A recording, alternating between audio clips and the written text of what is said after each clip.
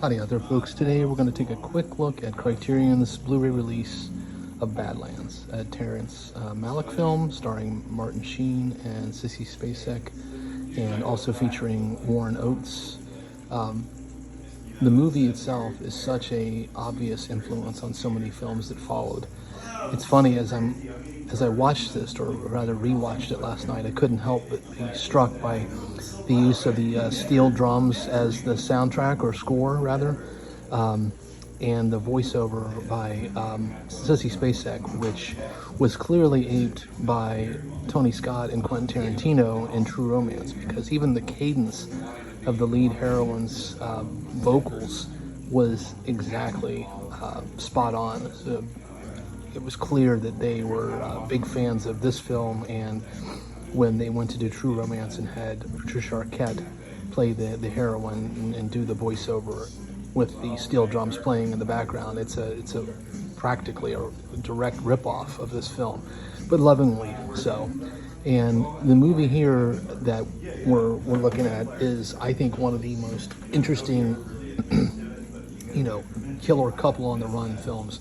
You can talk about Mickey and Mallory from Oliver Stone's Natural Born Killers and Bonnie and Clyde, but I think this movie really just hits all the right notes, and it's of course based actually on a true story. So look it up to find more about that, but basically the general meat of the story is based in fact, and I think that Terrence Malick has never been better, quite frankly. This was his first film, and it actually makes narrative sense. I think he's a fantastic visualist, but he's relied too heavily, I would argue, on just sort of ethereal visuals at the expense of story. And with this film, I think he really does tell a compelling story from A to B that has a beginning, middle, and an end, but yet still strikes all the typical Terrence Malick notes.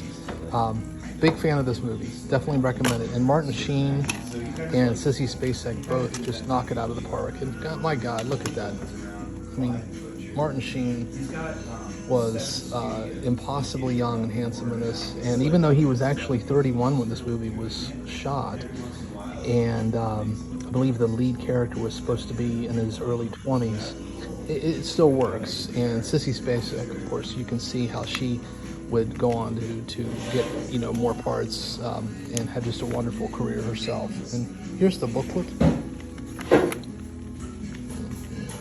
with some fantastic production stills and some interesting little essays on the film, and of course the usual content about the transfer. But it's one of those movies that's a must-own for any cinephile. Sissy Spacek was just so incredible in this. I can't recommend this film enough. It's definitely a movie that Criterion gave its requisite TLC on, and here's the disc. Again, I can't give this movie any higher marks than, it's basically a straight A film across the board and a must-own. So on that note, please take care, stay safe, be kind, and keep watching good cinema.